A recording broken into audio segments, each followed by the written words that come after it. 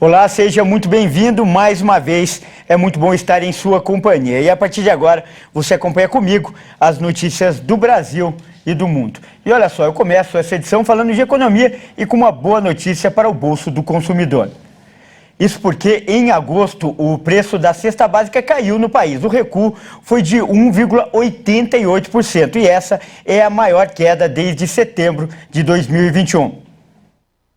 A baixa é a maior registrada em um ano pela pesquisa realizada por professores do curso de Economia da PUC Paraná. A série histórica teve início em setembro de 2021. Isso significa uma alta de preços muito acima da inflação oficial do Brasil, medida pelo Índice Nacional de Preços ao Consumidor Amplo. Até agosto, o indicador subiu 8,73%, segundo o IBGE. No mês passado, o preço da cesta básica diminuiu em 16 das 17 capitais contempladas por levantamento do Departamento Intersindical de Estatística e Estudos Socioeconômicos. As reduções mais expressivas ocorreram em Recife, com menos 3%, Fortaleza, menos 2,26%, Belo Horizonte, menos 2,13% e Brasília, menos 2,08%. A única alta de 0,27% foi verificada em Belém. Olha, e ainda falando de economia, começou a valer hoje a redução de 6% no preço do gás de cozinha. A partir desta sexta-feira, o preço médio de venda do quilo do GLP para as distribuidoras cai de R$ 4,02 para R$ 3,78. O preço médio do botijão de 13 quilos ficará em R$ 49,19, uma redução média de R$ 3,15 por botijão.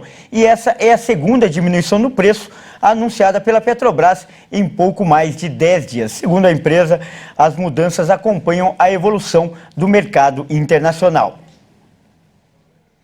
E eu mudo de assunto agora para falar de imposto de renda. Mais de 1 milhão de declarações de imposto de renda caíram na malha fina da Receita Federal. E o principal motivo foi a omissão de rendimentos. O fisco abriu hoje a consulta ao último lote de restituição. No total, 1.032.000 declarações do imposto de renda foram retidas pela Receita Federal. O número equivale a 2,7% das mais de 38 milhões de declarações do exercício de 2022 enviadas de março a setembro. E entre as declarações retidas, quase 812 mil têm imposto a restituir, representando 78,6% do total incluído na malha fina. Outras 198 mil, ou 19%, têm imposto a pagar e cerca de 22 mil estão com saldo zero. Segundo a Receita, a omissão de rendimentos foi o principal motivo para as declarações serem retidas. Entre os rendimentos não informados estão salários, ações judiciais e rendimentos de aluguel. Em segundo lugar estão problemas de dedução, como gastos médicos, contribuições para a Previdência Oficial ou Previdência Privada e pagamento de pensão alimentícia. Em seguida aparecem as divergências entre os valores e deduções do imposto devido. A Receita aconselha os contribuintes incluídos na malha fina a conferir o extrato para verificar a pendência e, então, retificar a declaração. No mês, a Receita está enviando mais de 400 mil correspondências para os contribuintes com declarações na malha fina para autorregularizar a situação. E eu falo agora de notícias internacionais. Teve início nesta sexta-feira o referendo nas regiões separatistas da Ucrânia para definir a adesão ou não do território à Rússia. Enquanto isso, vários protestos têm sido realizados contra o presidente russo Vladimir Putin por causa da convocação de cidadãos para a guerra.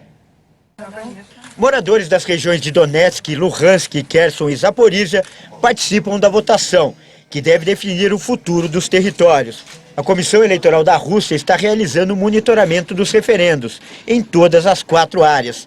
O governo da Ucrânia e também dos Estados Unidos chegaram a se posicionar com relação aos referendos e alegaram que eles são uma farsa ilegal e que não vão reconhecer os resultados. De acordo com especialistas, parece improvável que um processo tão apressado, em áreas onde muitos eleitores vivem perto da linha de frente do conflito, possa ser bem sucedido ou justo. Diante de um avanço das tropas ucranianas e a recuperação de territórios, o presidente Vladimir Putin tem lançado novas ameaças e buscado reforçar suas manobras de ataque.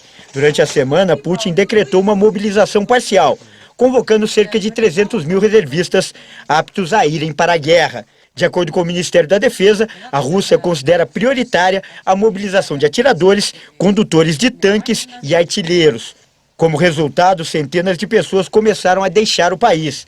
Diversas manifestações foram registradas por toda a Rússia e vários centros de recrutamento militar foram atacados e destruídos pelos cidadãos que temem participar do conflito. E eu continuo falando de notícias internacionais. O furacão Fiona continua causando estragos e prejuízos no Caribe. Acompanhe. No começo da manhã, o centro de Fiona estava localizado a cerca de 250 quilômetros ao nordeste deste território britânico. Os dados são do Centro Nacional de Furacões dos Estados Unidos, que rebaixou a tempestade para a categoria 3 na escala de Saffir-Simpson em seu último boletim.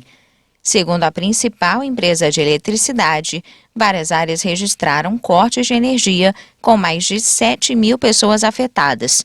As escolas estão fechadas nesta sexta-feira e o governo anunciou a abertura de um centro de alojamento de emergência. A circulação de ônibus e balsas está suspensa desde a véspera. O Centro Nacional de Furacões dos Estados Unidos previu chuvas fortes de até 100 milímetros e grandes ondas destrutivas nas Bermudas, um arquipélago muito pequeno de 64 mil habitantes. O território britânico é um dos locais mais remotos do mundo e não conta com fonte de água doce. Os prédios têm tanques que armazenam água da chuva, mas possíveis cortes de energia impedem o bombeamento para as casas.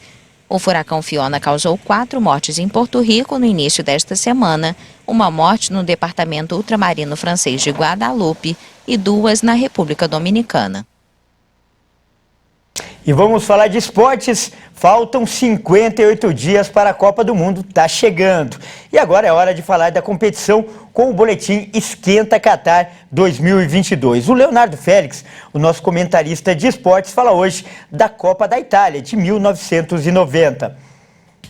Olá pessoal, este é o Esquenta Qatar 2022, que traz informações e curiosidades da Copa do Mundo aqui na nossa programação. Vamos falar do Mundial de 1990, realizado na Itália. Em um torneio de baixo nível técnico, a grande surpresa foi Camarões, com seu futebol alegre, envolvente e descompromissado. Logo na abertura do torneio, chocou o mundo ao vencer por 1-0 a então campeã mundial, Argentina. Os africanos foram avançando até as quartas de final, quando perderam de virada para a Inglaterra por 3-2. E esta foi a última Copa com participação da Alemanha como nação dividida. Com seu time ocidental, conquistou o tricampeonato mundial, liderada pelo treinador Franz Beckenbauer e sustentada por nomes como Matthäus, Wöhler e Klinsmann. Os germânicos bateram a Argentina na final por 1-0. Já o Brasil decepcionou com um futebol muito pobre. A seleção dirigida por Sebastião Lazzaroni alcançou as oitavas de final, onde teve sua melhor atuação contra a Argentina, mas foi eliminado na derrota por 1-0. É isso aí, faltam 58 dias para a Copa do Mundo Qatar 2022. Mais uma vez, muito obrigado, Léo. E todos os dias a gente traz informações da Copa com o boletim Esquenta Qatar 2022. Bom, essa edição fica por aqui. Eu agradeço demais pela sua companhia e convido a continuar ligado em nossa programação. Até mais!